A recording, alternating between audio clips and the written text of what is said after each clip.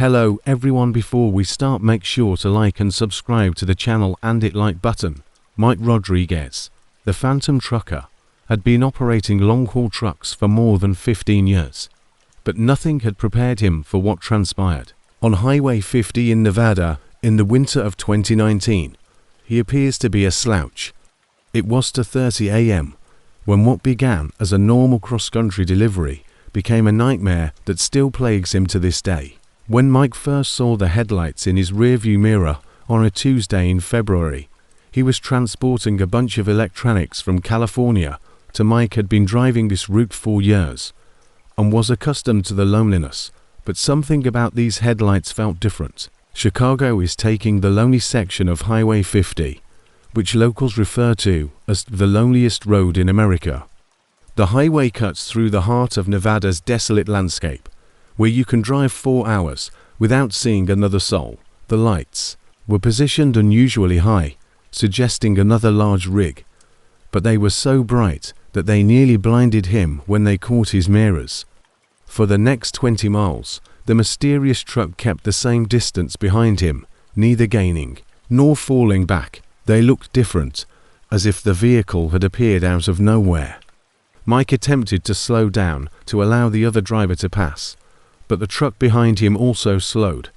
As Mike accelerated, so did his shadow, and the CB radio crackled with static. Despite Mike's repeated calls on Channel 19, there was no answer. The first real chill came when Mike pulled into a rest area, stopped close to Austin, Nevada, parked beneath the fluorescent lights, and waited to see who was behind the truck that had been pursuing him. However, as he observed in his mirrors, the truck's headlights just vanished, not off, as though it had never been there. Mike checked his log book and took the required break, but he couldn't get rid of the feeling that he was being watched. Apart from his rig, the rest stop was deserted, and the only sounds were the wind and the distant hum of the highway. After 30 minutes, he got back in his cab and drove east, and 10 minutes after leaving the rest stop, the headlights came on. Mike's hands began to perspire as he tightened his grip on the steering wheel. He had heard tales from other truckers about odd encounters on isolated highways, but he had always written them off as road fatigue or excessive coffee. The cat and mouse game continued for another day. They were back in the same spot, with the same unnatural brightness and the radio's impossible silence. As if the driver behind him could read his thoughts, Mike tried every trick he knew, including abrupt lane changes, changing his speed, and even momentarily pulling onto the shoulder. However, things got worse when his GPS began to malfunction, displaying his location and jumping erratically across the map, and his cell phone lost signal entirely, which wasn't out of the ordinary in this region of Nevada, but the timing felt sinister. He was genuinely alone on one of the most remote highways in America, being pursued by a motorist who wouldn't talk. The turning point was when Mike noticed the dim glow of Ellery, Nevada in the distance as he got closer to the town, chose to make a last-ditch move and, rather than driving the main highway through town, he abruptly turned onto a side road that led to a truck stop that was open 24 hours a day. Knowing that the Phantom truck couldn't be followed without revealing itself, Mike parked beneath the truck stop's bright lights and waited, his hands shaking as he radioed the other drivers parked there to explain what had Mike discovered the horrifying truth. When the truck stop manager, a grizzled veteran named Bill, listened to his story with increasing concern. 3 other truckers confirmed they had seen the enigmatic headlights following Mike into the parking lot, but when they looked around, they couldn't find a truck that fit the description. According to Bill's records, every trucker who claimed to have been followed by the Phantom truck had one thing in common. They were all transporting valuable electronics shipments that the enigmatic drivers appeared to target. Bill had worked at that stop for more than 20 years and had heard similar stories dozens of times, but he had never mentioned the pattern he had noticed. Bill showed Mike a map on which he had noted every reported incident. He had been tracking particular loads for hours, as if researching their routes and schedules. But the worst part was that several of these truckers had been discovered weeks later. Their trucks had been hijacked, and their loads had been stolen, killing two drivers. Nevada State Police had been looking into the case for years, but the phantom truck was too cunning and cautious to be captured on traffic cameras. The pattern of sightings of the truck over the previous 5 years was obvious. The enigmatic driver was methodically stalking truckers along Highway 50, learning their habits, and then striking when they were most vulnerable. Mike spent the rest of the night at the truck stop with other drivers who took turns keeping watch as dawn broke over the Nevada desert. He never left any physical evidence and appeared to know exactly where the police patrol routes were. The driver was a professional, possibly having inside knowledge of the trucking industry. He made a decision that likely saved his life. He never saw the phantom truck again, but 6 weeks later, he got a call from a Nevada State Police detective who said they had discovered his truck's route information in the notes of a hijacking ring that had been operating along Highway 50. For more than 10 years, he had driven 2 hours north to Interstate 80, taking a longer but safer route to Chicago. The phantom truck was a real, modified big rig with illegally bright headlights and stolen license plates that changed frequently. The driver would spend hours learning about the highways under the guidance of a former trucker who knew every mile, every blind spot, and every location where a driver could vanish without a trace. Mike had been targeted for hijacking, but his abrupt change of route had disrupted their carefully planned operation.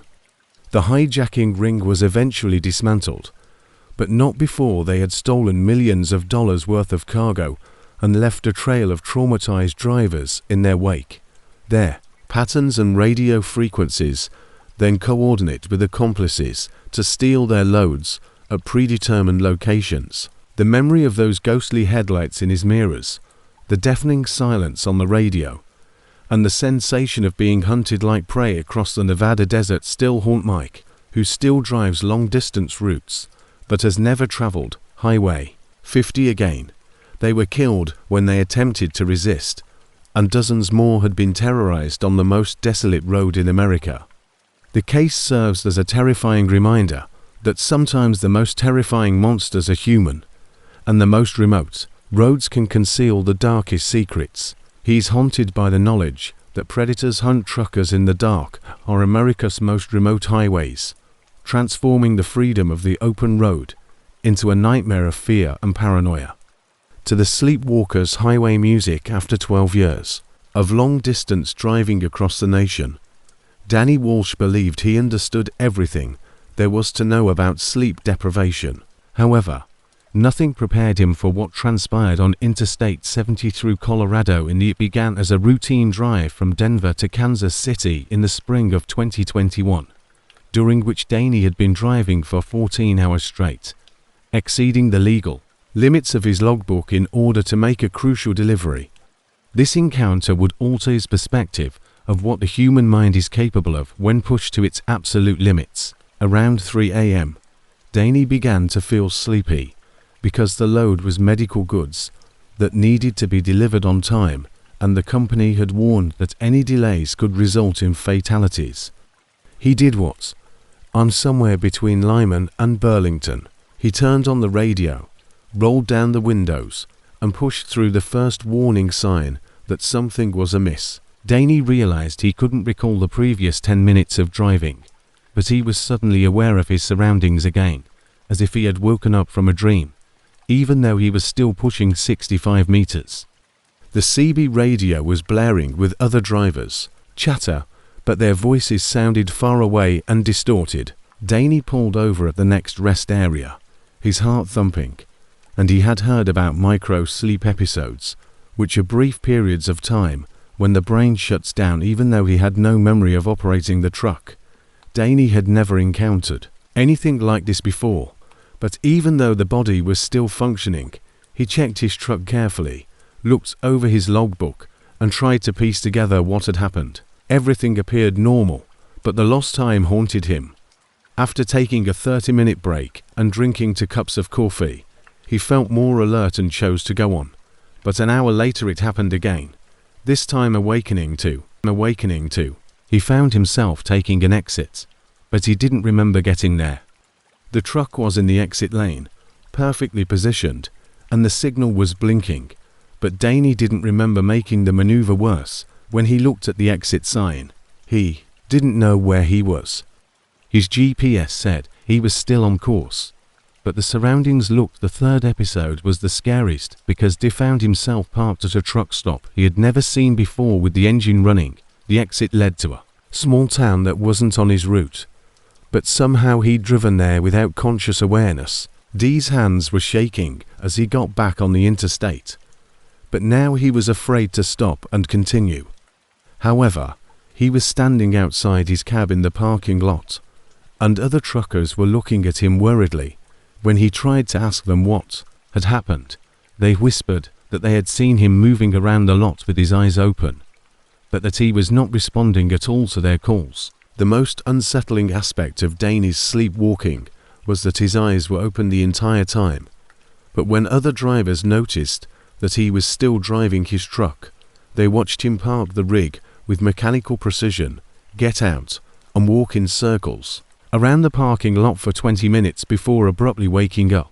Truckers came up to him or called his name, but he ignored them as if they weren't there. A 30-year veteran truck driver named Carl pulled Danny aside and told him something that made him feel extremely cold. Carl had seen similar things happen to drivers who had been pushed past their breaking point and were now neither fully awake nor fully asleep. Long-term sleep deprivation could cause the brain to go into a sort of autopilot mode where basic functions continued, but conscious awareness vanished entirely. Carl had witnessed this happen, and he told Danny about a driver he had known who had been discovered 3 states away from his intended route without any security footage from truck stops showed the driver moving and acting normally, but his eyes were vacant as if he was sleepwalking through a waking moment. The driver had been operating his truck in this twilight state for more than 6 hours, making turns, stopping for fuel, and even chatting with other drivers. Danny's nightmare was that he wanted to quit driving right away, but he was in the middle of nowhere with a vital medical shipment, and every minute counted. He tried calling dispatch, but the dispatcher insisted that he keep threatening to fire him if he didn't finish the delivery. Danny was caught between his duty to deliver life-saving supplies and his mounting fear of what was going through his head. The 4th episode was different. When Danny woke up, he was talking to another trucker at a gas station. The other driver thanked him for giving him directions to a particular medical facility, but Danny didn't remember the conversation. When he looked at his logbook, he found that he had been writing in it, recording distance, route modifications, and fuel stops, but the handwriting appeared robotic, as if it had been written by someone else using his hand. The turning point was when Danny called his wife Sarah from a truck stop payphone, and she could tell as soon as she heard his voice that something was amiss. Was a nurse with knowledge of sleep disorders, and she described how Danny was suffering from what doctors refer to as automatic behavior, a condition in which the brain executes intricate tasks without conscious awareness and is usually linked to extreme sleep deprivation. However, Sarah's investigation into the condition turned up something horrifying. There have been documented cases of drivers in this state causing accidents because they were unable to consciously process danger. In essence, drivers experiencing automatic behavior were operating heavy machinery while unconscious. They might maintain basic driving skills for hours, but their ability to respond to emergencies or unexpected situations was severely compromised. Danny had to make the difficult decision to park his truck and call for help. Despite the company's threats, he found something that still bothers him when he checked his truck's electronic logging device and saw evidence of driving behavior that he couldn't recall, including flawless lane changes, fuel stops, and even CB radio communications with other drivers. The replacement driver who showed up informed Danny that he had seen him twice at various truck stops over the previous 6 hours, but Danny only remembered one of those stops. According to the driver, Danny had been pacing the streets, chatting with people, and even assisting another trucker with a mechanical issue, but his movements had a medical examination later showed that Danny had been suffering from sleep driving, a rare type of sleep deprivation in which the brain enters REM sleep while the body continues to perform learned behaviors. This condition is most common in occupations requiring long hours. Danny had been stiff and his responses were delayed, as if he was working on autopilot. The most frightening thing was discovering how widespread this disease is among long-haul truckers, as studies have revealed that during long hours and repetitive occupations like driving, D's brain had been practically dreaming while his body continued to drive, creating a hazardous gap between consciousness and action. The human brain's ability to function on autopilot, which is fascinating, turns terrifying when it comes to operating an 80,000-pound vehicle at highway speeds. Drivers who are extremely tired can enter these automatic states 4 hours without realizing it, performing intricate driving maneuvers while essentially unconscious. Danny eventually finished his delivery with the substitute driver, but the encounter permanently altered him. He now realizes that the human mind has boundaries that cannot be crossed without repercussions. The distinction between consciousness and unconsciousness is not as sharp as most people believe, and when it is blurred while operating a large truck, the consequences can be lethal. The memory of those lost hours of driving, while essentially asleep, serves as a constant reminder that sometimes the most dangerous thing on the highway isn't mechanical failure or bad weather, but rather the human brain's desperate attempt to find rest even when rest isn't available. He used to drive, but now he's religious about rest periods and never pushes himself beyond his limits. Danny is aware that other drivers are still pushing the envelope, possibly operating their trucks while unknowingly sleepwalking down America's highways, even though the incident report that was submitted to the Department of Transportation may have contributed to the stricter enforcement of hours of service regulations. Tom Martinez had been utilizing GPS navigation for his trucking routes for more than 8 years, but he had never seen anything similar during his October 2020 drive across West Texas, which began as a straightforward routing issue through the road that doesn't exist. Music became a harrowing trip down roads that, based on all maps and databases, are simply non-existent. It was 11 p.m. on a Thursday when Tom's GPS abruptly announced a route recalculation.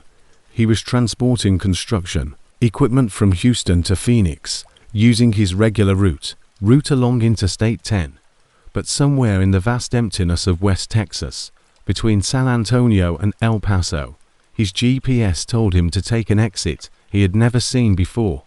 Even though he had driven this route dozens of times, the exit was marked as State Route 847 on his GPS display, indicating that it would save him 45 minutes. Tom decided to trust the technology and take the detour because he was running late because of a delayed loading. The exit ramp was dimly lit, and as he lowered himself toward what should have been a state highway, he noticed something strange.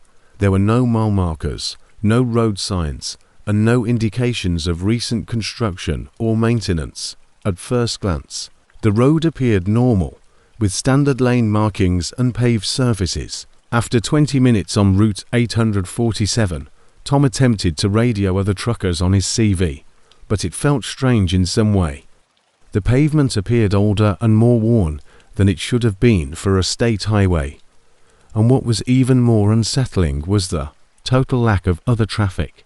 Tom had been driving 4 hours without seeing another car, which was uncommon even for remote Texas highways. The first real indication of trouble came when he received nothing but static and his cell phone showed no signal, which wasn't shocking given the location of Texas. His GPS was also behaving strangely. It showed him traveling along the route, but the surrounding area on the map looked completely blank, with no towns or landmarks, just empty space on either side of the road. Road 847 was supposed to connect back to Interstate 10 per 30 miles, but Tom had been driving for more than An hour with no indication of an intersection. Instead, the road continued straight ahead through the darkness, with nothing but scrub brush and empty desert on either side. Tom decided to turn around when he realized he should have intersected with another highway by now, as indicated by his GPS. He found something that made his blood run cold when he searched for a safe place to turn his rig around. There were no side roads, truck stops, rest areas, or anything else but the one piece of pavement he was on. There were no intersections, no exits, and no way to turn around without jackkniffing his trailer in the desert. Tom continued. The truck was working harder than usual, as if he were driving uphill, but the road looked perfectly flat. He was moving forward in the hopes of finding a turnaround point when he noticed that his fuel gauge was dropping faster than it should. He could also hear the engine straining, despite the level terrain. Tom's heart fell when he realized that he wasn't the only driver who had been misled by poor GPS navigation there. 2 hours into his detour, he noticed lights ahead, the first indication of civilization he had seen since taking the exit. However, as he approached, he realized the lights weren't coming from a town or truck stop, but rather from other vehicles all stopped in the middle of the road. When Tom pulled up and got out of his cab, the other drivers hurried over to him with a mix of relief and panic.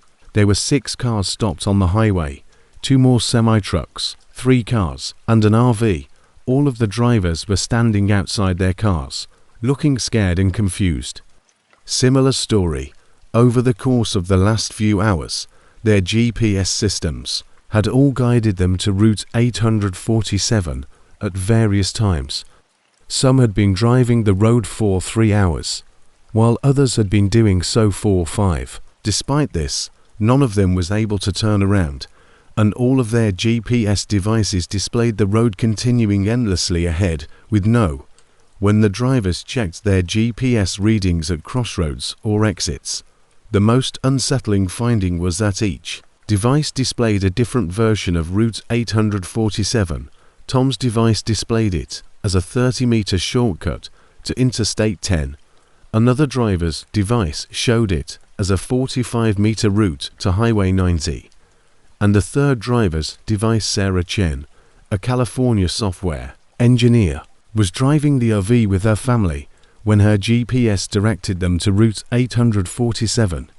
She had some technical knowledge about GPS systems and explained what might be found on the 60-mile scenic route to Interstate 20. However, they were all on the same road and none of the promised intersections existed. What was happening to them was unprecedented. Multiple GPS systems were displaying completely different information about the same non-existent road.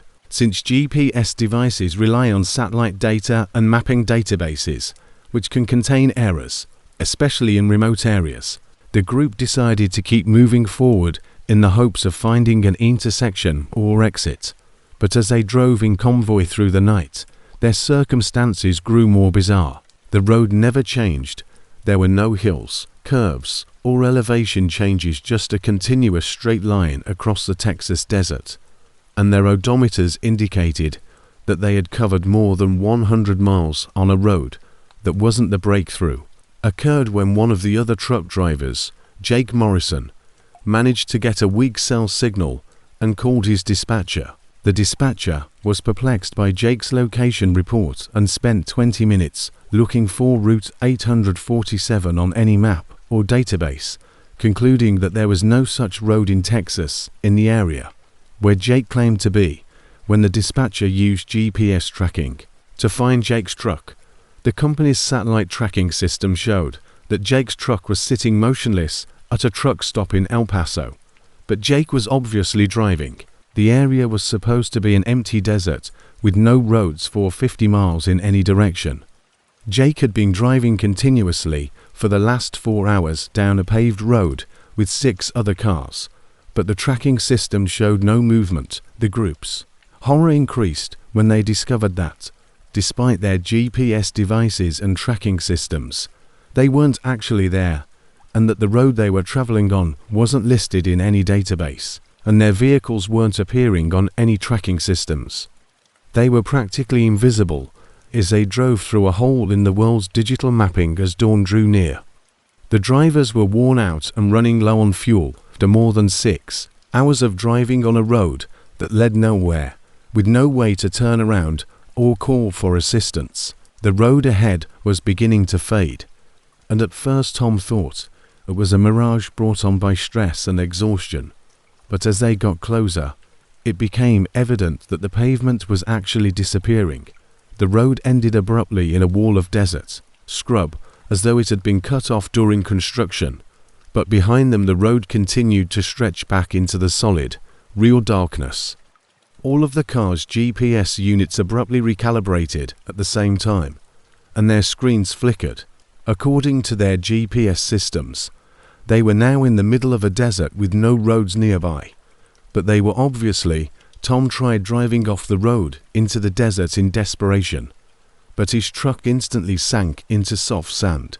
The other vehicles experienced similar issues. They could only exist on the road, but the road itself was no longer supposed to exist. They were stuck in a digital limbo that was invisible to the outside world. The rescue crew was perplexed when they discovered the stranded vehicles at sunrise after a Texas Department of Transportation helicopter spotted them. They had received GPS distress signals from an area that was supposed to be empty desert, but upon arrival, they discovered 7 cars on a perfectly paved road that weren't visible on any map or satellite image, were the result of a rare GPS mapping error and corruption in the construction database years prior. Route 847 was originally intended as part of a highway expansion project that was later cancelled, but a portion of the road was constructed prior to the project's cancellation, and the unfinished highway was abandoned to decay in the desert. The mapping error happened when several GPS databases were updated at once, inadvertently producing a virtual version of the cancelled highway. The driver's GPS systems had picked up the phantom road there, their databases, and led them to the actual but deserted section of road. Once they were on the road, the discrepancy between the virtual and real-world routes confused their GPS systems, resulting in a feedback loop that left them stuck in digital limbo. Eventually, the other drivers were directed back to Interstate 10 by the rescue helicopter, but the event left them all extremely shaken. They had been trapped by the very technology they had relied on to guide them 4 hours, driving on a road that was physically, but not digitally invisible to the outside world. The incident prompted inquiries into the accuracy of GPS databases and brought attention to the risks associated with relying too much on navigation technology. But for Tom, the experience served as a reminder that in our increasingly digital world, the boundaries between the real and the virtual aren't always as distinct as we believe. In fact, there are times when the gaps between reality and the digital systems we rely on are more terrifying than the wilderness. Rick Patterson, who had been hauling freight for 22 years, took pride in knowing his truck like most people knew their own body's every vibration every time in order to handle it. Music for the weight that wasn't there. Nothing in his decades of expertise prepared him for what transpired during a normal delivery route from Portland to Salt Lake City in the fall of 2019. Even though every handle shift gave him information about his load, his engine, and the road ahead, the load seemed simple enough. The shipping manifest for industrial machinery parts for a Utah manufacturing plant stated that the cargo weight was 34,000 pounds, which was well within the allowed weight range for his rig. Rick had loaded similar freight hundreds of times, and all the paperwork appeared to be in order, but as soon as he pulled out of the Portland warehouse, something felt off with the truck. Was handling like it was carrying twice the listed weight. Braking distances took longer than anticipated, and the entire rig felt heavy and sluggish. Rick initially believed that the load had been mislabeled, possibly weighing closer to 60,000 or 70,000 pounds. At the first weigh station outside of Portland, Rick pulled in to confirm his suspicions that the scale would tell him exactly how much weight he was carrying, and that he could contact dispatch about the discrepancy. However, when the digital readout displayed his total weight, Rick stared at the numbers in disbelief, indicating that this would not be the first time a shipper had manipulated the numbers to avoid overweight fees. Rick asked the weigh station operator to run the scale again because he thought there might be a problem, but the second reading was the same as every official measurement, indicating that he was carrying precisely the weight listed on his certified scale, and his truck and trailer weighed 46,000 pounds total, including his 34,000 pound load. Manifest, but his truck kept handling, though it was heavily overloaded. The mystery grew as Rick drove south on Interstate 5 regardless of the scale readings, using almost twice as much fuel as he should have for that weight. His engine was also working harder than usual, running hotter, and having trouble with grades that should have been simple. When he pulled into a truck stop in Medford, Oregon, other truckers on the CB radio noticed that he was moving unusually slowly and asked if he was experiencing mechanical issues. Determined to find out what was wrong, Rick thoroughly inspected his truck and trailer, looking for tire issues, brake problems, or anything else that might be causing the handling issues. When Rick climbed into the trailer to visually inspect the load, he found something that made his skin crawl. The machinery parts were exactly as described on the manifest: steel components, motors, and industrial controls. The cargo was securely fastened, the trailer was in good condition, and his truck was operating mechanically. Equipment, but they appeared to be in a different location than when he had loaded them. For example, items that had been on the left side of the trailer were now on the right, and pieces that had been stacked were now arranged differently. Rick told himself that he was remembering incorrect loading, and that securing cargo was such a tedious procedure that it was simple to confuse details from load to load. But the first hard proof that the cargo was moving and rearranging itself inside the sealed trailer came when Rick paused for his required rest break close to the Oregon-California border. Before turning in for the night, he walked around his trailer, and Rick's hands were shaking as he called his dispatcher, trying to explain what he saw. He had taken pictures of the cargo through the tiny windows, recording the precise location of several distinguishing pieces.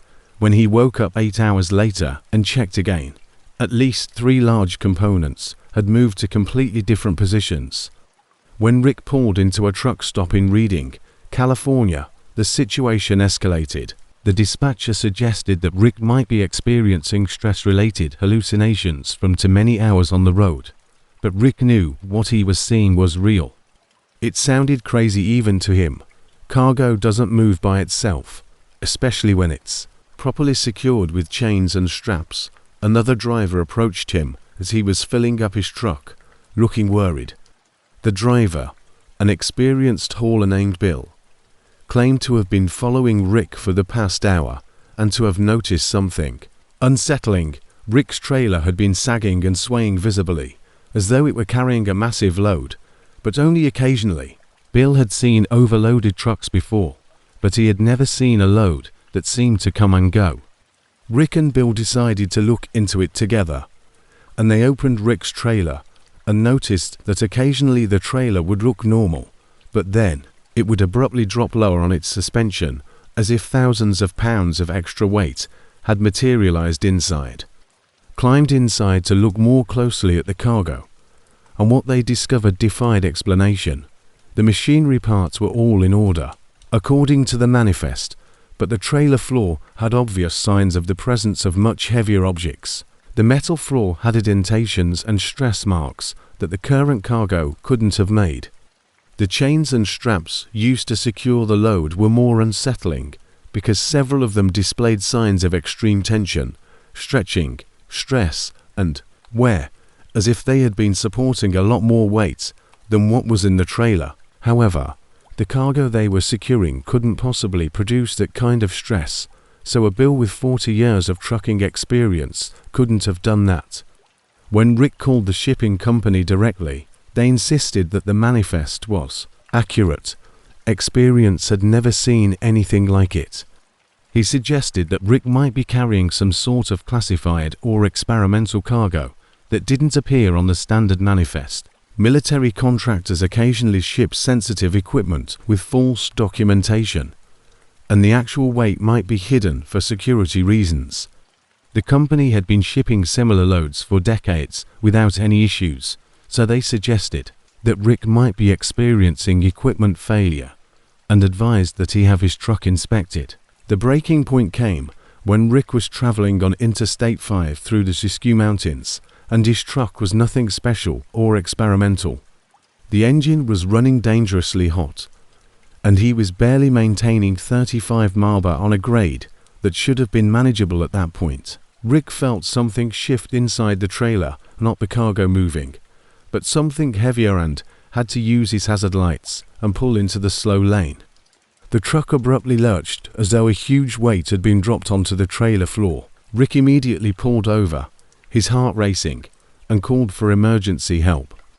When the California Highway Patrol arrived, they discovered that Rick's condition was as perplexing as everyone else's. The officer weighed Rick's truck axle by axle using a portable scale, and each reading verified that he was carrying precise weight listed on his manifest, but the truck's behavior and handling indicated otherwise.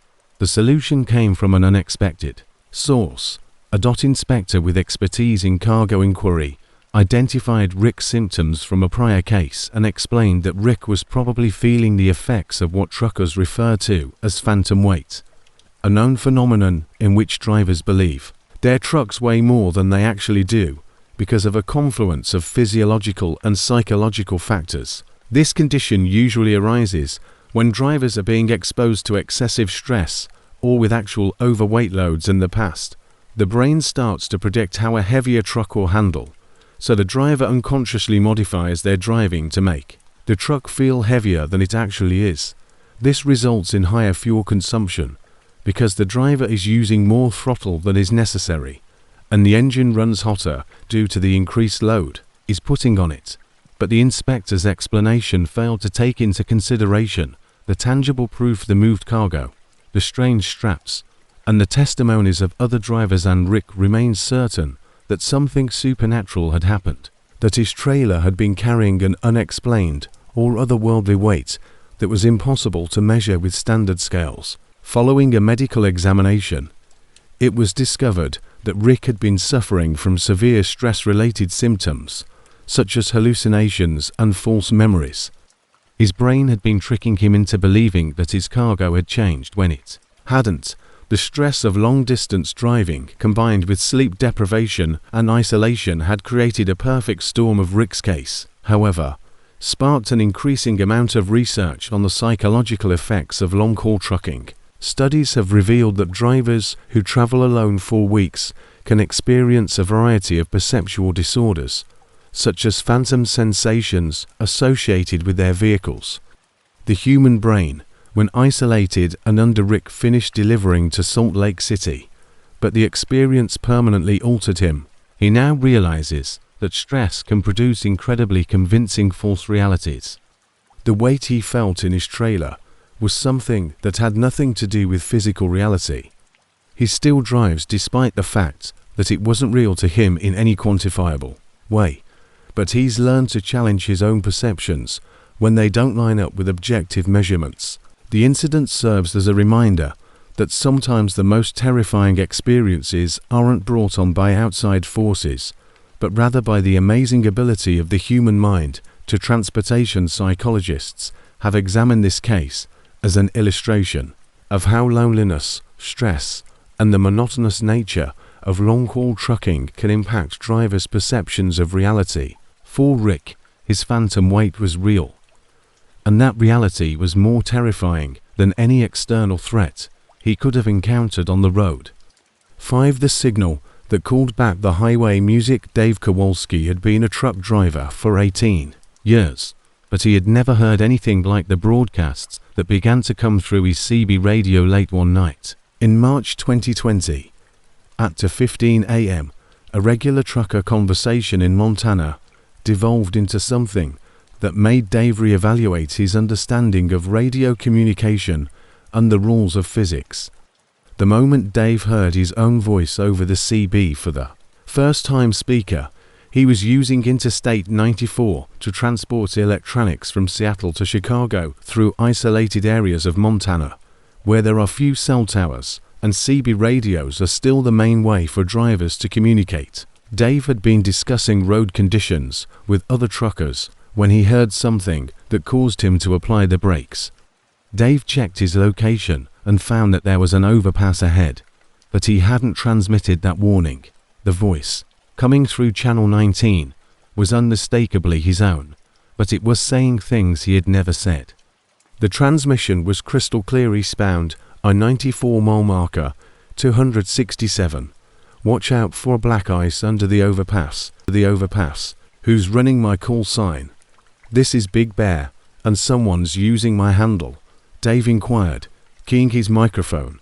No black ice on the road. The response he received shocked him to the core. It was his own voice once more, saying, Big Bear. Dave looked at his radio in shock, thinking that his engine temperature was normal and that he had just had the truck serviced. However, 15 miles later, precisely as the mysterious transmission had predicted, his temperature gauge spiked into the red zone. Dave pulled over right away and found a coolant leak that would, as Dave waited for roadside assistance. His CB radio continued to receive transmissions in his own voice discussing road conditions, weather updates, and truck maintenance issues, with an expertise that matched his own decades of experience. This coincidence alone would have destroyed his engine if he hadn't caught it in time. But what followed was truly terrifying. Wasn't making these transmissions when the repair truck came. Carl, an old-time mechanic, listened to the radio chatter. While working on Dave's engine, Carl had heard odd things on CB radio over the years, including the possibility that solar flares could produce strange interference patterns and atmospheric skip conditions could bounce signals across continents. Carl clarified that, according to radio theory, Dave's experience was not possible because CB radios use amplitude modulation to transmit on particular frequencies, and although signals can travel great distances and bounce off the atmosphere, they cannot replicate someone's voice or foretell future events. But the proof was there, crackling through the speaker in Dave's own voice. After resuming his journey, Dave tried an experiment, switching to channel 20 and sending a test transmission. After a few seconds, his own voice could be heard on channel 20. Testing radio check. Replied on the same channel, Big Bear, this is Big Bear radio check, and it's confirmed that you should return to channel 19. Dave's hands were shaking as he did so, and as soon as he did, his voice came through with traffic information about eastbound traffic. Dave was still 50 miles from marker 312 when he arrived an hour later, but he saw exactly what the transmission had described: a 3-car pileup with state troopers and ambulances blocking the right lane, multi-vehicle accident at mile marker 312 with emergency vehicles on scene. Expect delays throughout the night. Dave's radio persona gave other truckers mechanical advice, accurate weather updates, and warnings about speed traps, all in Dave's voice. However, other drivers started replying to these transmissions as though they were from Dave, thanking him for the information and posing follow-up questions. The most unsettling aspect was that the enigmatic Dave appeared to know information that the real Dave did not. The voice alerted the listener to an unscheduled checkpoint, foresaw an unexpected snowstorm that the weather service had not anticipated, and offered detour routes around construction that were not mentioned in any traffic reports. Verified by several witnesses, Dave attempted to turn off his CB radio, but the phenomenon followed him to truck stops, where other drivers would approach him to thank him for the road advice and traffic updates he had allegedly given over the radio while his unit was powered down. Dave's voice was heard on the CB channels even when his radio was off, was totally cut off from electricity at a truck stop close to Billings. Dave met a driver named Maria Santos, who said she had been watching his transmissions for hours. Maria was a tech-savvy driver who recorded CB traffic for her blog about trucking culture, and she played back recordings of Dave's voice providing route and weather information, suggestions that had turned out to be extremely accurate. But when Dave listened to the recordings, he heard something that chilled him to the bone. The voice was unmistakably his, but it spoke with a faint accent that he didn't have and used words he had never heard before. What's more unsettling, that Dave mentioned truck stops and landmarks in the recordings. Mariana proposed that Dave might be suffering from an atmospheric anomaly, a rare condition in which radio signals could be reflected back through time or space, producing echoes of memories and experiences that the real Dave had never experienced. She had heard theories about quantum entanglement affecting radio waves, but she acknowledged that the science was beyond her grasp. The situation reached a climax when Dave heard his own voice having a detailed conversation about route planning with another trucker. The enigmatic Dave was talking about a delivery schedule that precisely matched Dave's actual itinerary, including desperate for answers. Dave called his wife Susan from a truck stop payphone. Susan was a retired electrical engineer who had worked with military radio systems when Dave explained what was happening, and the voice even mentioned Dave's wife by name and referenced private information about his family. Although she was first dubious, Susan agreed to assist with the investigation and had Dave perform a number of tests using her old radio equipment, which she brought to meet him at a truck stop in North Dakota. Susan used signal strength meters and spectrum analyzers to confirm that Dave's CB radio was indeed receiving transmissions on his designated frequencies, but the signals were not emanating from any discernible source. Susan's realization that the enigmatic messages were arriving a fraction of a second ahead of schedule, as if they were somehow ahead of themselves in time, was the turning point. Temporal signal displacement was the technical term for this theoretical phenomenon, which had been discussed in military radio research, but had never been documented in civilian applications. Susan's analysis showed that Dave was somehow receiving radio transmissions from a parallel Dave who was traveling the same route, but the other Dave wasn't prophetic. He was just experiencing the same journey a few hours ahead in a different way. The signals were crossing over from what physicists refer to as a parallel probability stream, where the same events unfold with slight variations. The theory was supported by the accuracy of the predictions. The most terrifying realization was that if Dave was receiving transmissions from a different version of himself, it meant his own timeline. In a slightly different timeline, when Dave encountered road conditions or traffic problems, his transmissions would somehow cross over into Dave's timeline, giving him advance warning of events that hadn't yet occurred in his reality. Transmissions may be traveling to different timelines in other places, and another Dave may be receiving warnings and guidance from the Dave who was sitting at the North Dakota truck stop, attempting to make sense of an impossibility. The experience lasted for 3 days before progressively disappearing, and the enigmatic transmissions grew weaker and less frequent until they completely vanished somewhere outside of Minneapolis. Dave's CB radio resumed its regular function, carrying only the typical conversations from other motorists on the highway. Dave finished his delivery to Chicago, but the experience permanently altered his perception of reality. He discovered that radio waves behave similarly to light, and sound may be more complicated than we realize. The electromagnetic spectrum that transmits our messages may also contain reflections and echoes of other potential parallel lives for us. The incident was never formally investigated, and Dave hardly ever discusses it outside of conversations with other drivers who have had similar experiences. But for decades, CB radio operators have reported similar phenomena, including radio traffic that appears to originate from parallel timelines, conversations with alternate versions of themselves, and mysterious transmissions in their own voices. Dave still uses his CB radio every day, but he now pays closer attention. He has discovered that the radio spectrum is larger and stranger than anyone realizes, and that sometimes the most crucial person to talk to on the highway is yourself. He sometimes believes He can still hear traces of other voices that sound like his own, carrying on conversations in timelines he will never visit. 6. The mirror that showed tomorrow during a routine freight run from Atlanta to Denver in November 2018. Bobby Jensen had been adjusting his mirrors in the same way for 15 years. But nothing had prepared him. Between Little Rock and Fort Smith, Bobby noticed that something was amiss with what he was seeing in the mirror. It showed a bright, sunny day with heavy traffic, but Bobby was driving through a dark, deserted stretch of highway in the early morning. Constant shaking made it difficult to see following traffic clearly. Bobby thought he was seeing some sort of optical illusion brought on by fatigue and the vibrating mirror.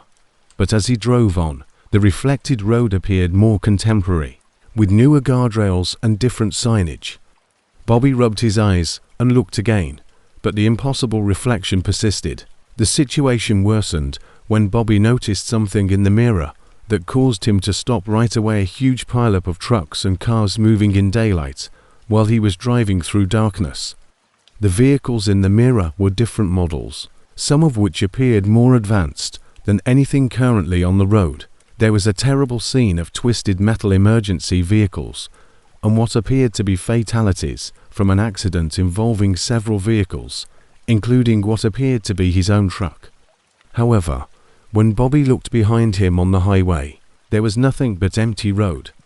Bobby attempted to adjust the mirror, thinking perhaps the vibration was the first tangible proof that something supernatural was occurring. Came when Bobby witnessed a specific accident. The mirror was showing him the same section of highway during daylight hours with traffic conditions that weren't present in his current reality, but regardless of how he positioned it, the reflection remained constant.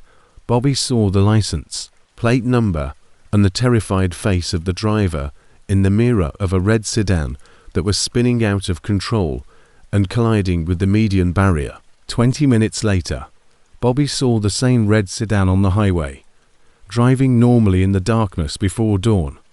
Failed to get a response when he attempted to radio the driver of the sedan on his CV. He thought about flashing his lights or honking his horn to alert them, but how could he explain that he had witnessed them crash in his mirror?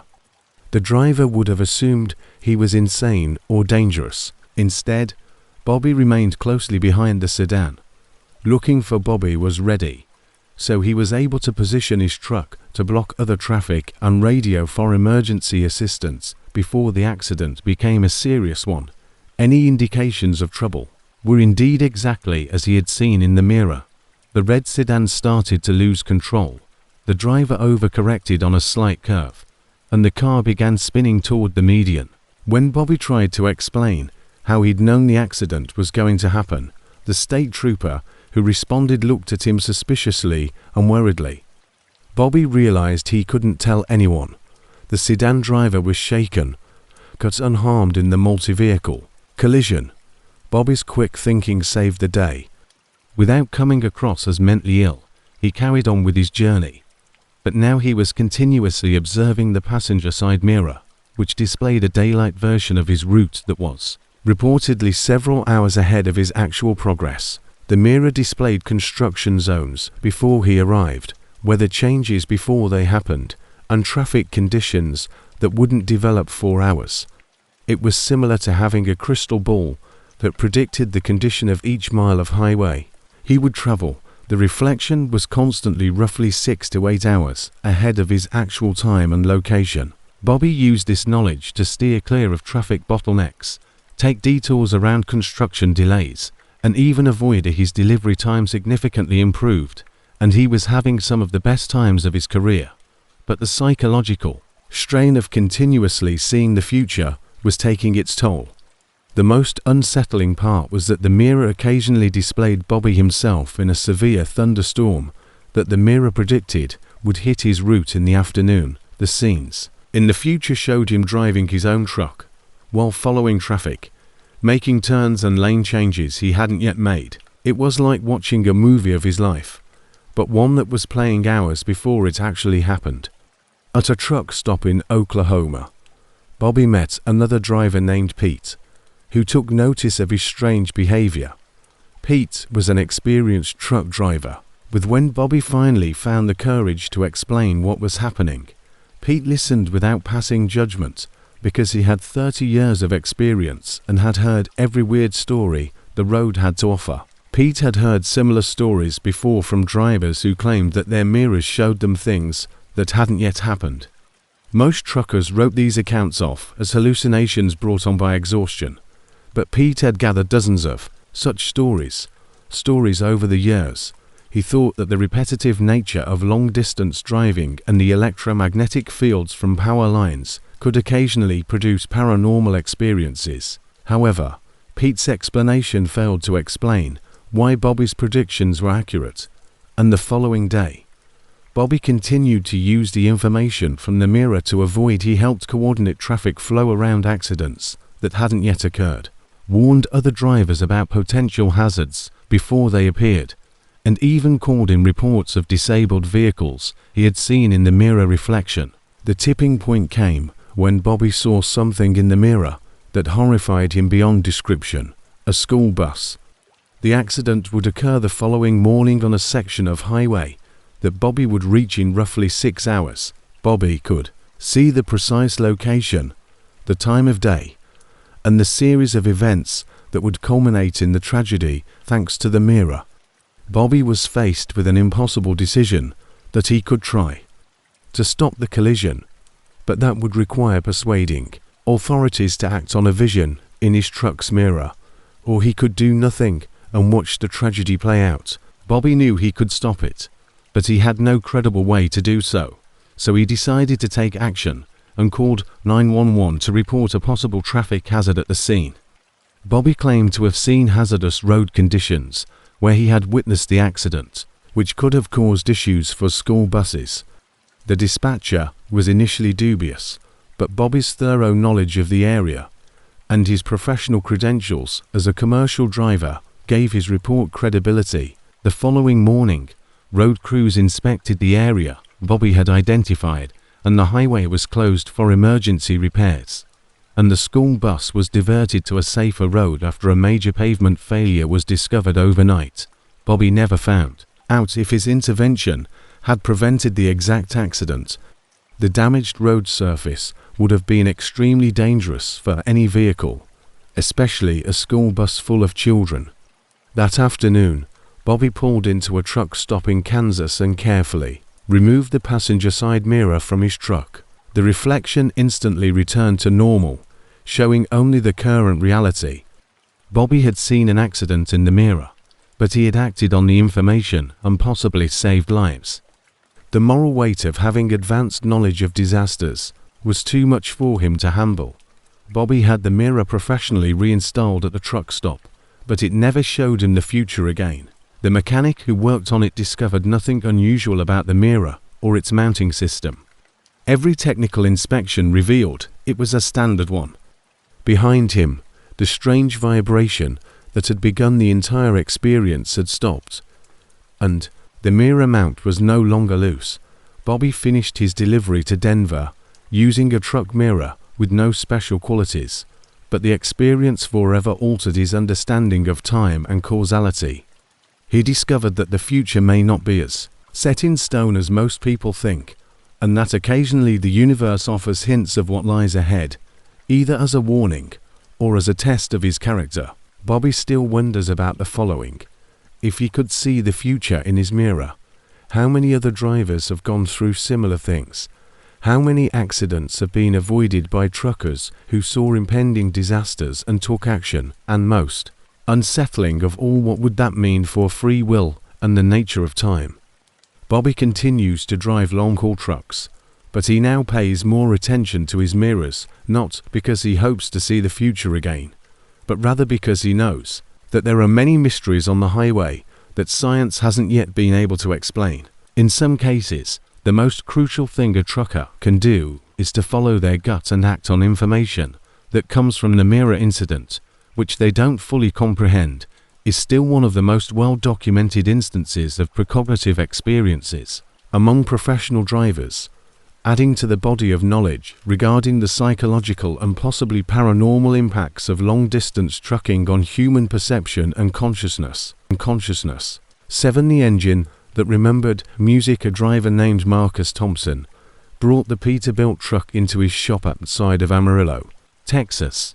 In August 2020, Frank DeLacro had been working on diesel engines for more than 25 years, but he had never seen anything like it. The truck was there for what should have been a routine maintenance.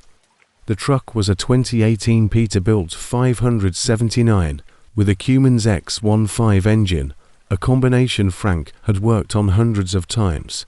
But as soon as he opened the hood, he realized this engine was different in ways that went against everything he knew about mechanical systems. This specific engine was displaying behaviors that seemed impossible for a machine that ran solely on the engine. Seemed to be learning, adapting, and even remembering things that it shouldn't be processing based on mechanical and electronic principles. Marcus had purchased the truck used from an Oklahoma dealer, and it had been operating flawlessly for 6 months. But more recently, the engine had begun to do things that he couldn't explain. The engine seemed to run differently depending on the cargo he was transporting, and it would rev itself at specific points along his usual routes as if it recognized certain landmarks. Frank's initial diagnostic tests revealed nothing out of the ordinary. The engine's computer systems were operating normally. All sensors were. When Frank was test driving the truck around Amarillo, he noticed the first oddity when the engine abruptly downshifted and started idling differently. The reading was accurate, and the mechanical parts were in perfect condition. But as Frank got more experience with the truck, he started to notice the odd behaviors Marcus had described. When Frank asked Marcus about the location, Marcus explained that it was where he usually stopped for fuel, but they weren't planning to stop there during the test drive. What was more unsettling was how the engine responded to various kinds of cargo. When Frank loaded the truck with concrete blocks for testing, it seemed as though it was getting ready for a stop that Frank hadn't initiated. Frank made the decision to look into the truck's history more carefully after the dealer in Oklahoma provided maintenance records. The engine operated smoothly and efficiently until they loaded it with the electronic equipment similar to what Marcus typically hauled. At that point, the engine started to exhibit strange vibration patterns and temperature fluctuations that didn't correspond to any mechanical issues, demonstrating that the truck had been owned by 3 different drivers during its brief existence. Each owner had reported similar odd behaviors, but prior mechanics had been unable to identify any technical issues with the engine. Frank's breakthrough came when he learned that the truck's previous owner had died in an accident while operating it.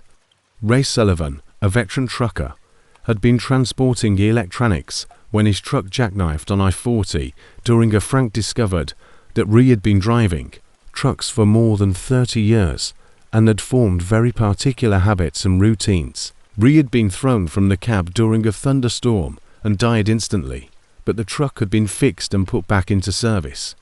Ray always downshifted at specific intersections, checked the temperature of his engine when transporting electronics, and always performed when Frank installed monitoring equipment to track the engine's behavior patterns. The situation became even more unsettling because the engine appeared to be mimicking Ray's driving patterns and mechanical habits when he started his truck every morning. The data revealed that the engine was performing actions that corresponded with Marcus was first dubious of Frank's theory, but after he started observing the truck's behavior more closely, he found that the engine would carry out Ray's pre-trip inspection routine, automatically checking temperatures, pressures, and systems in accordance with his recorded driving style. The truck appeared to be operating a ghost program based on Ray's professional habits and muscle memory. This phenomenon intensified when Marcus was traveling through Oklahoma close to the scene of Ray's accident. As he got closer to the crash site, the engine started acting strangely, accelerating, and Frank spoke with other mechanics and engine specialists, but none of them had seen anything like it. The truck's stability control system would repeatedly activate, and the engine temperature would spike as if it were under the same stress that had caused Ray's fatal jackknife accident. Modern truck engines are managed by advanced computer systems that can. The notion that an engine could somehow retain the memory of its previous operator was beyond the capabilities of current automotive technology. The mystery was further complicated when Frank learned that Ray's truck had been fitted with an experimental engine monitoring system that was a component of the technology used artificial intelligence to evaluate driving patterns and optimize engine performance based on individual driver behaviors as part of a research program that examined driver behavior and fuel efficiency. However, the experiment was halted following Ray's passing, and the monitoring equipment had allegedly been the AI program was intended to learn from Ray's driving style and gradually modify the engine's behavior to suit his preferences. But instead of being properly deactivated, the program had continued to run, creating a digital ghost of the experimental system. Frank discovered remnants of the system still embedded in the truck's computer networks.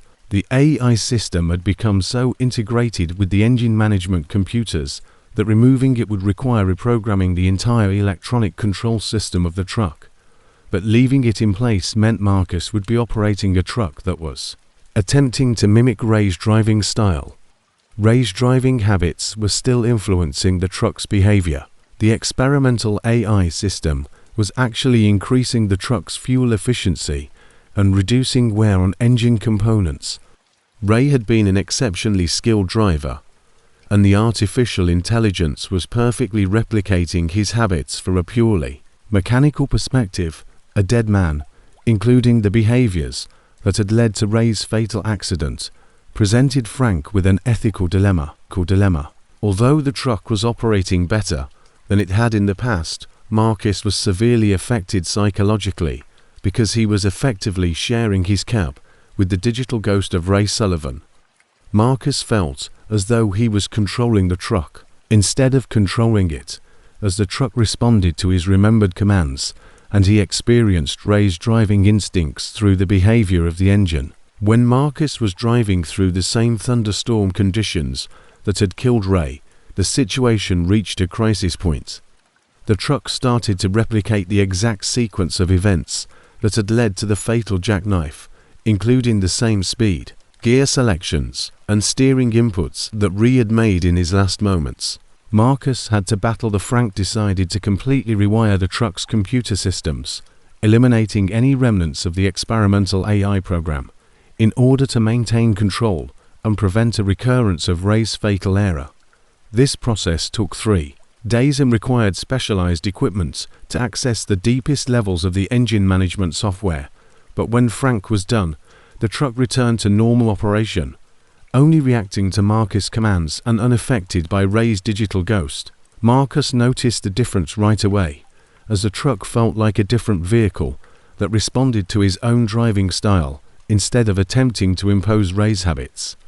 Nevertheless, some engine optimizations were lost and fuel efficiency slightly decreased.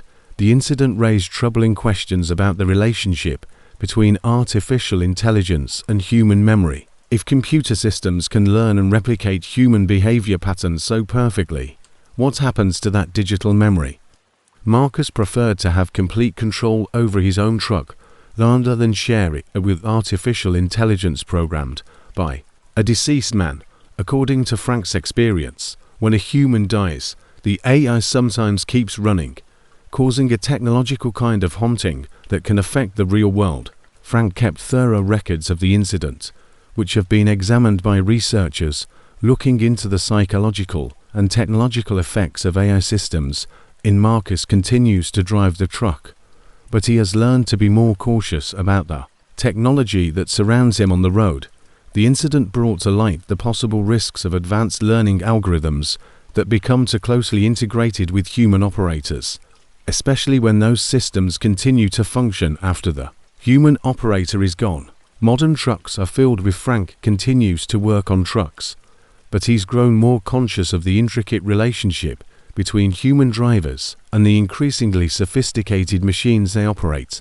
Marcus now wonders what other digital ghosts might be hiding in the electronic systems that govern America's highways. The case of Ray Sullivan's digital ghost as a warning that the distinction between human and computer memory is becoming increasingly hazy as technology advances, and that this blurring can occasionally have far-reaching effects. 8. The route that didn't end after 8 years of driving Interstate 80 twice a week to transport produce from California's Central Valley to Nevada's distribution centers.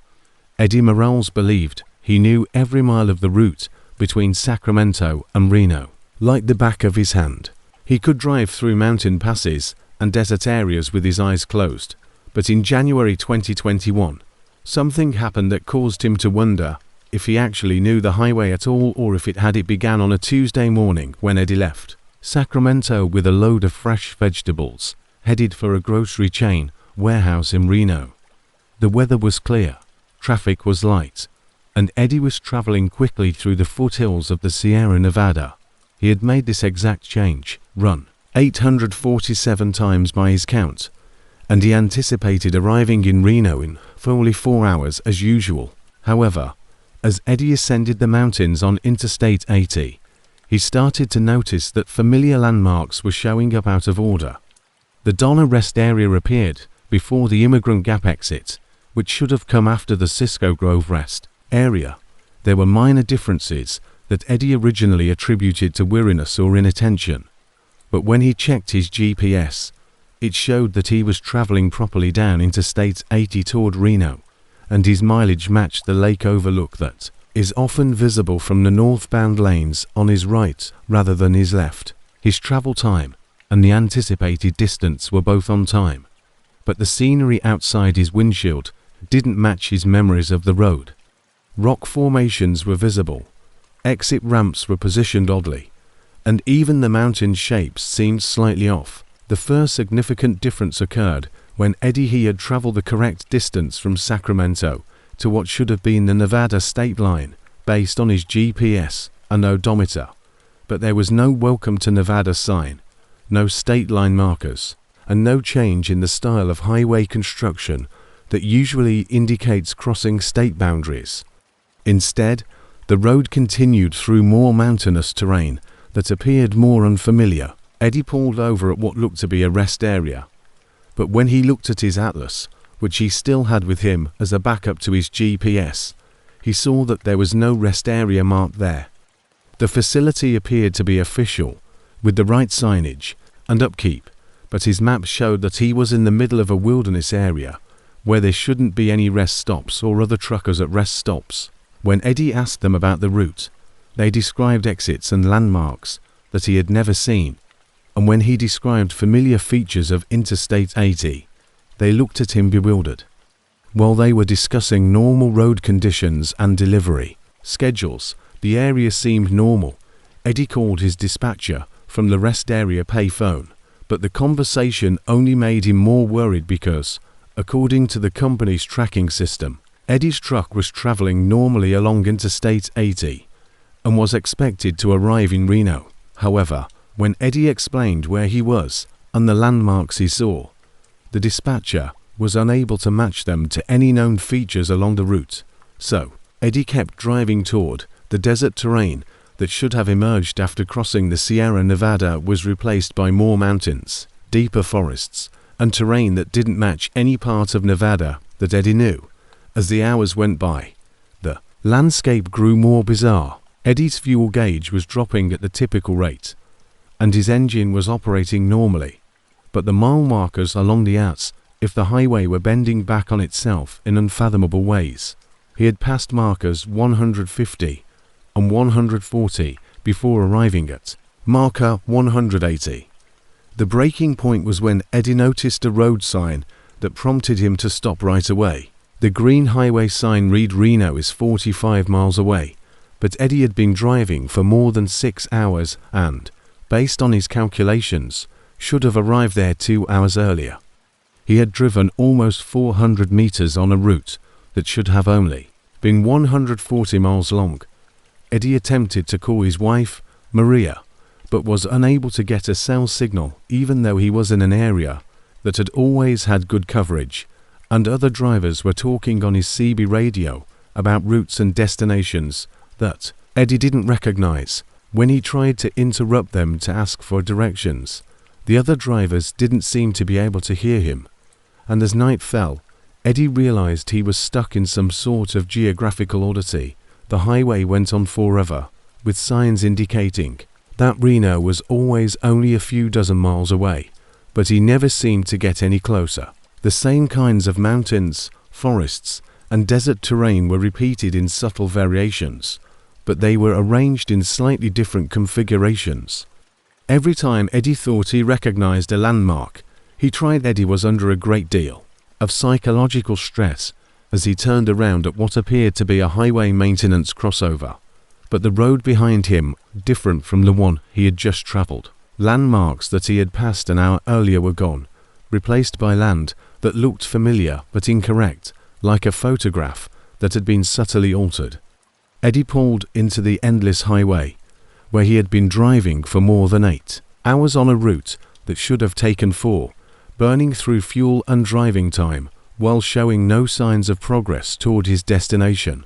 His load of fresh vegetables was deteriorating, and he could face penalties for delivering them late, but he couldn't find a way off.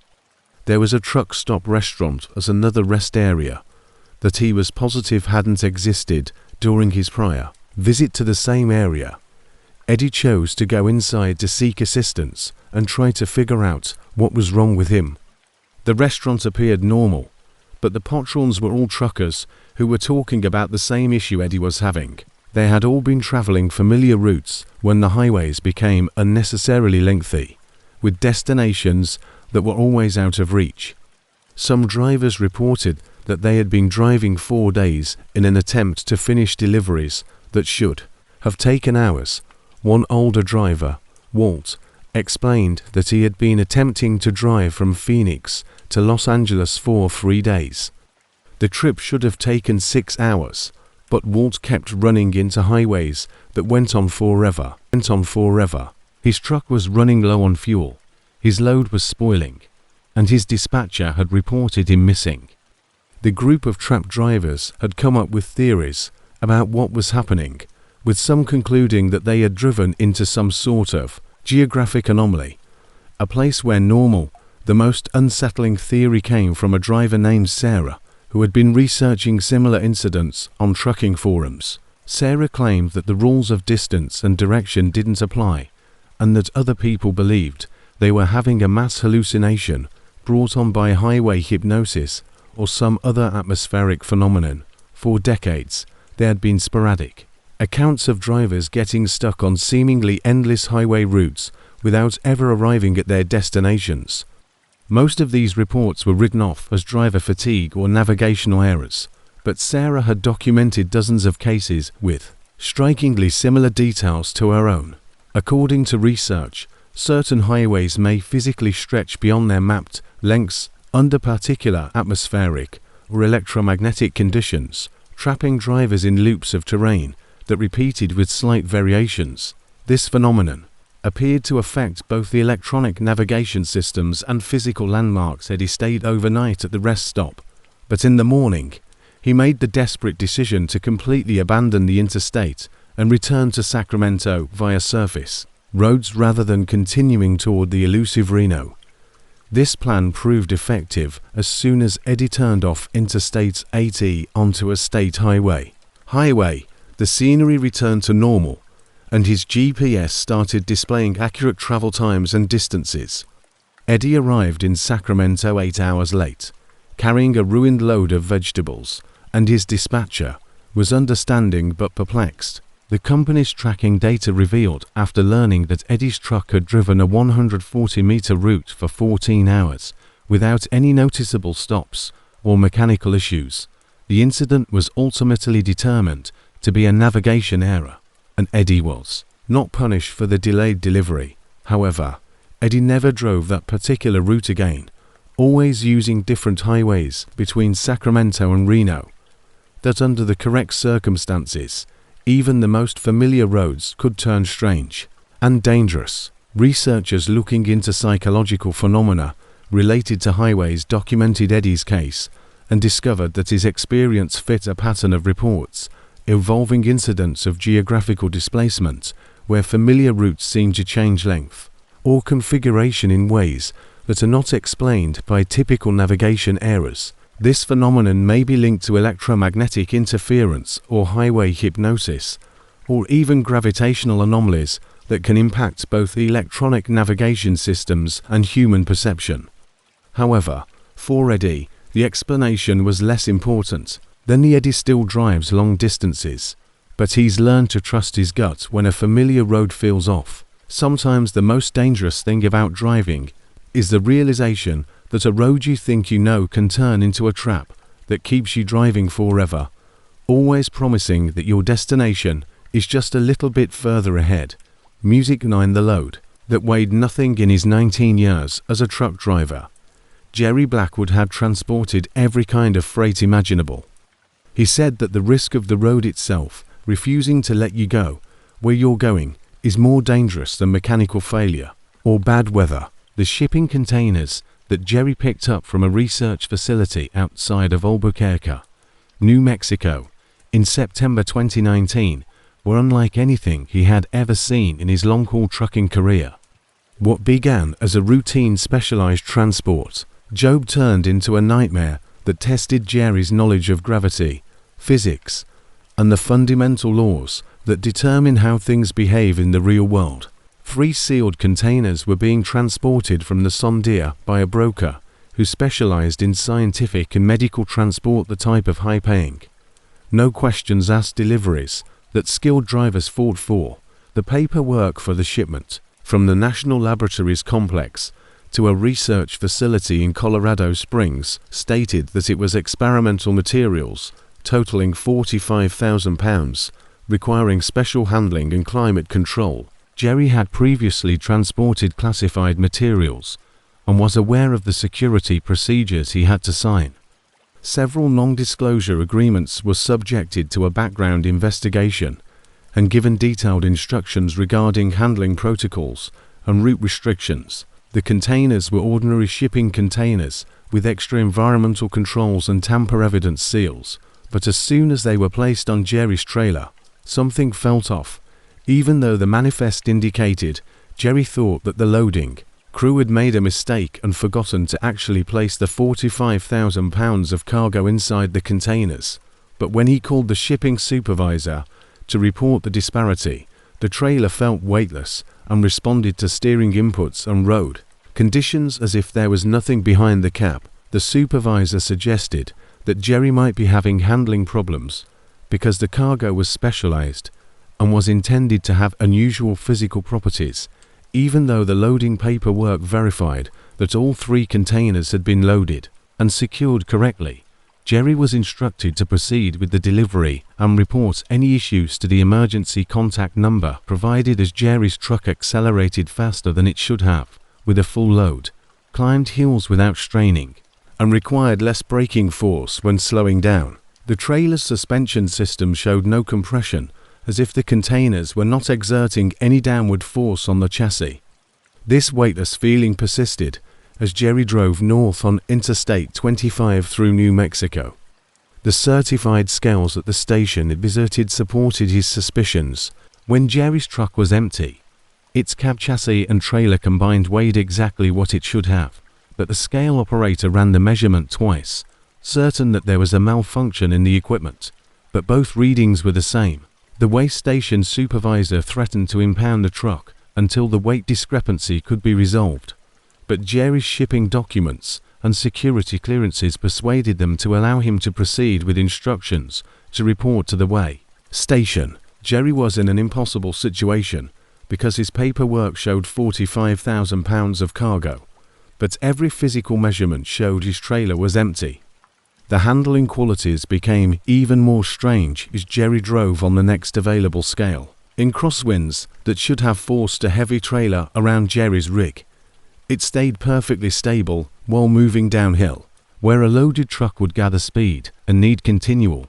When Jerry pressed for more information, the person who answered the emergency contact number could only confirm that the containers were correctly loaded and that unusual handling characteristics were expected and normal for this type of cargo. Because of the braking, Jerry's truck maintained speed as if it was coasting on level ground, giving the impression that the cargo existed but lacked mass. When Jerry stopped for fuel in Santa Fe, he was filling up his tanks when another trucker approached him with a worried look. The driver, a seasoned hauler named Bill, said he had been following him. The contact reminded him of his non-disclosure agreement and told him to finish the delivery as planned. Jerry's trailer was displaying impossible behavior in crosswinds, staying perfectly stable while Bill's own loaded trailer was being pushed around. What's more unsettling, according to Bill, is that he saw Jerry's trailer floating slightly above the ground for 50 miles. When Jerry climbed underneath his trailer to check the suspension, he discovered that the air suspension bags were completely deflated, as if there was no weight pressing down on them. The trailer springs showed no compression, and the axles seemed to be supporting no load at all. It was as though the containers were somehow defying gravity.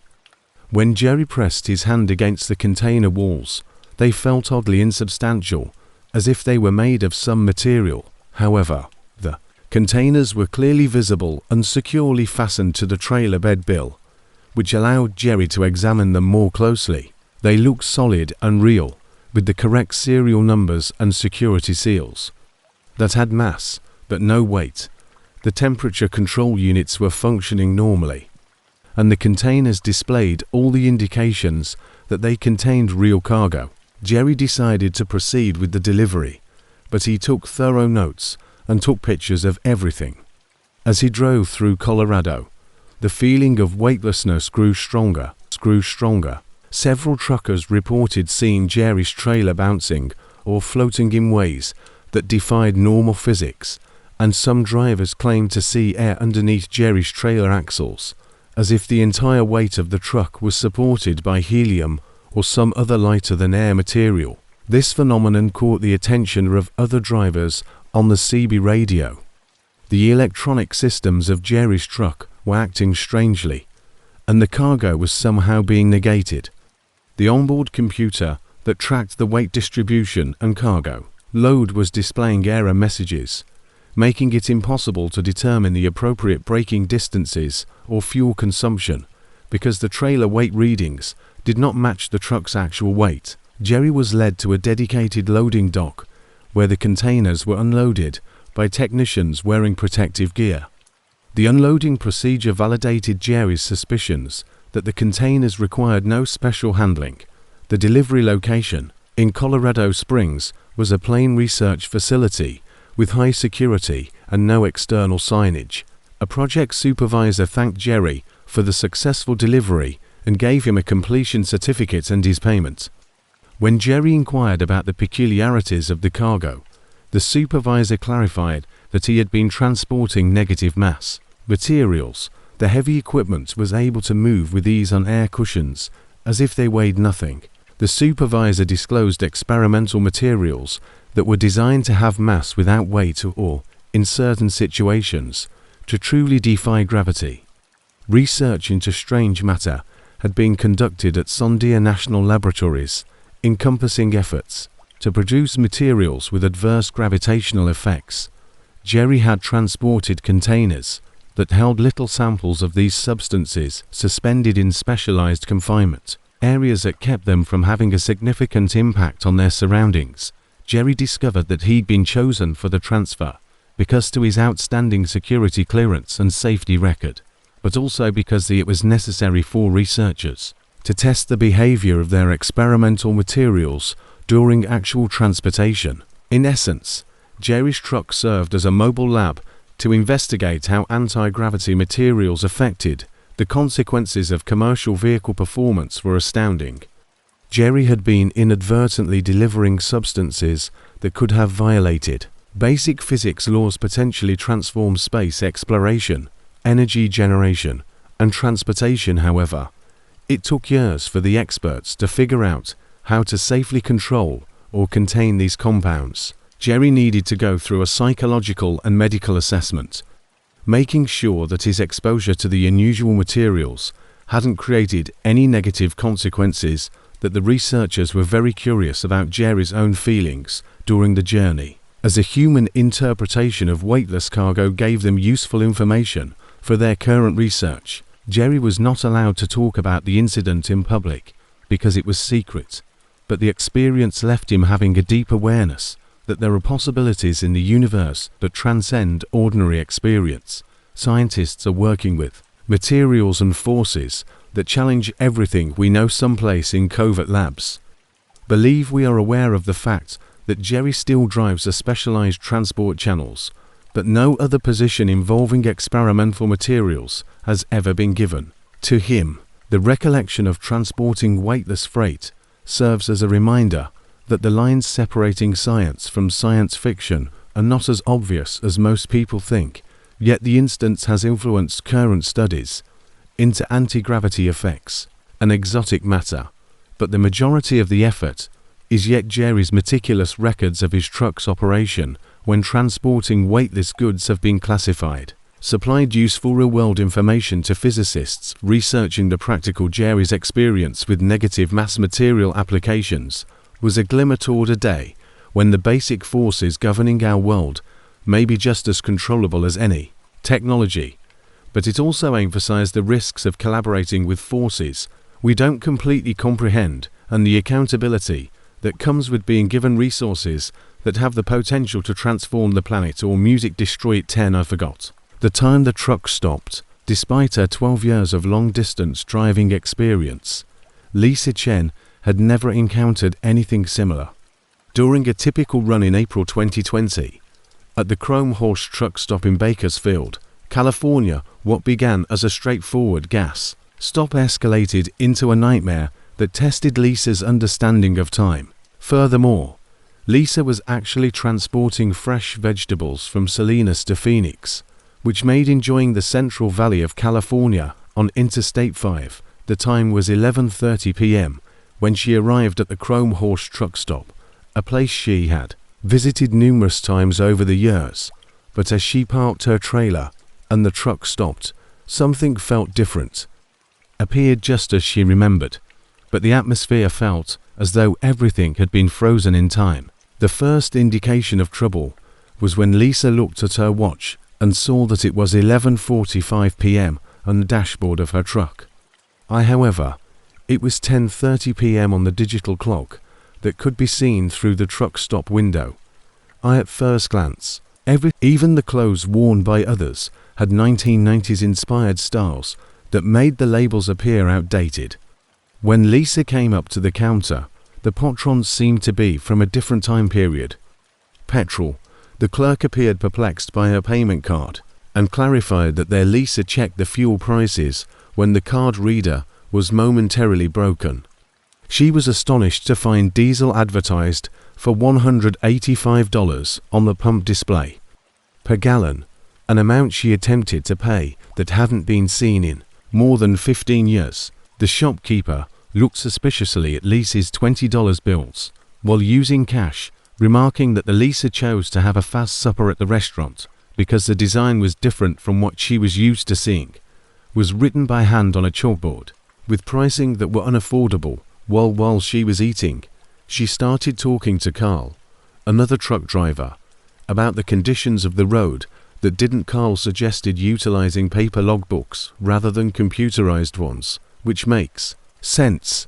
Gadgets, and he voiced his displeasure with rules that had been put into place more than 10 years prior when Lisa. Carl was questioned about current affairs, and his answers were really upsetting. Talked about late 1990s news stories and political leaders as though they were contemporary, and he looked sincere. Lisa tried to contact, but was perplexed when she mentioned smartphones and GPS guidance. The automated system utilized an outdated message format that her employer used, but her dispatcher from the truck stop's payphone had given up years prior. And when she eventually got to an operator, they said they had Lisa's cell phone, had no records of her or her current load assignment signal, and her GPS was giving her the wrong coordinates for where she was. Unavailable. Lisa saw other cars in the parking lot as she was about to go. Trucks and vehicles from the 1990s and early 2000s that appeared older than they should her. own 2019 Peterbilt, in immaculate condition, seemed oddly out of place. As Lisa exited the parking lot, she looked at some of the older cars, her mirrors, and noticed a chrome horse, which made her heart skip a beat. The truck stop alternated between two distinct looks. At times, it appeared contemporary, and at other times, looked like it may have 20 years ago, with outdated fuel pumps and strange lettering. Lisa stopped a few miles away and gave her dispatcher another call. This time, the call went smoothly, and her dispatcher verified that she was assigned to her present load. But when Lisa talked about her experience according to business records, the dispatcher was perplexed during the Chrome Horse truck stop because the Chrome Horse had been closed for more than 3 years. So Lisa decided to confirm what she had seen, so she turned back and drove returning to the truck stop. But upon there, she saw that it was an empty lot. A notice pointing to the concrete foundations of buildings that had been removed said that in order to develop the property, Lisa reached out to other drivers on her CB. Several seasoned truckers are stopped by the radio when they inquire about the Chrome Horse truck, record it with nostalgia as a well-liked destination from earlier years. But they verified that after the original owners retired, it was dismantled, so that no one could describe how Lisa had just eaten and refueled there. The mystery became more complex when Lisa verified that her fuel receipt matched her financial records. Bought petrol, but the receipt itself showed that the transaction was handled by a business that had closed its doors in 2003, was printed on paper that appeared to have been yellowed and aged for decades, as though it had been stored in a drawer. Lisa's case was finally examined by scientists looking on temporal irregularities and published instances where individuals came upon buildings that were no longer there, such as the Chrome Horse. The incident followed a trend of similar stories, in which tourists stated they had been to places that had been 10 years prior. The dominant explanation proposed that Lisa had encountered a phenomena known as a temporal echo, where brief windows could be created by powerful emotional impressions from prior occurrences. The Chrome Horse truck stop had been a well-liked meeting spot for truckers for more than 30 years. Years and the group's recollections may have produced a type of temporal record that may sometimes be accessed under particular circumstances. Lisa finished delivering to Phoenix. However, the encounter altered her understanding of time and memory, teaching her that the past might not be as dead as most people think, and that in some situations it could be feasible to travel back in time for a short while. Still, travels large distances, but she's grown more conscious of the peculiar opportunities that lie along Americas. She now realizes that truck stops and wayside businesses build up along highways, decades worth of experiences and recollections, and occasionally those accumulated memories can grow so powerful that they momentarily take on the form of tangible reality. Only the driver's recollections of the Chrome Horse truck stop remain now, but Lisa's story implies that those recollections could be more potent and enduring than anyone had thought. When circumstances are ideal, the past can occasionally reach out and offer one more meal, one more gasoline tank, and one greater opportunity to relive a simpler era when the journey appeared never-ending and filled with potential outcomes.